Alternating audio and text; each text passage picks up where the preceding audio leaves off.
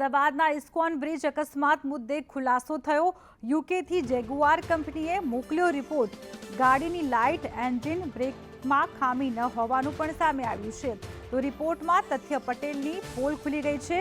આરોપી ખોટું બોલતો હોવાનું પણ સામે આવ્યું છે। તો તથ્ય પટેલ દ્વારા અકસ્માતનો આ મામલો છે કે જેમાં આરોપી ખોટું બોલ્યો હોય તેવું સામે આવ્યું છે। તથ્ય પટેલે જૂઠું બોલ્યું છે।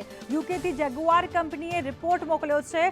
વધુ વિગત મેળવીશું। સંવાદદાતા જિગ્નેશ અમારી સાથે જોડાયા છે। જિગ્નેશ, તથ્ય પટેલ વારંવાર ખોટું બોલી રહ્યો છે, અત્યારે તો યુકેથી રિપોર્ટ પણ આવી ગયો। રિપોર્ટમાં શું કહેવામાં આવ્યું અને તેની પોલ કેવી રીતે ખુલી? વાત કરવામાં આવની તો તથ્ય પટેલ દ્વારા અવારનવાર જે જૂઠાણા બોલવામાં આવતા હતા, પોતાનો બચાવ કરવામાં આવતો હતો। સૌપ્રથમ તેણે કહ્યું હતું કે ગાડી જે લિમિટ ઓછી સ્પીડમાં ચલાવતો હતો, પરંતુ જે FSL રિપોર્ટ આવ્યો તેની અંદર ગાડીની સ્પીડ 142.5 કિલોમીટરની બતાવવામાં આવી, એટલે કે ત્યાં ખોટું બોલતો હતો તે સાબિત થયો। ત્યારબાદ તેને વધુ એક જૂઠાણું ફેલાવ્યું હતું કે જે ગાડી છે તે ગાડીની લાઇટ ઓછી હતી અને તેના કારણે તે આગળ રસ્તા ઉપર ઉભેલા લોકોને જોઈ ન શક્યો અને તેનાથી અકસ્માત થયો હતો।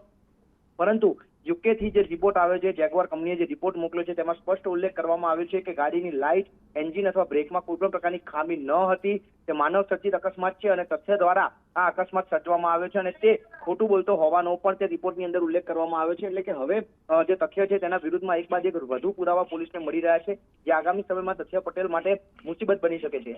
જી બિલકુલથી આભાર તમામ વિગતો બદલ। તથ્ય પટેલની મુશ્કેલીઓ છે તે વધી શકે છે, કારણ કે તેના જુઠ્ઠાણા છે તે ખુલી રહ્યા છે, તેની પોલ ખુલી રહી છે।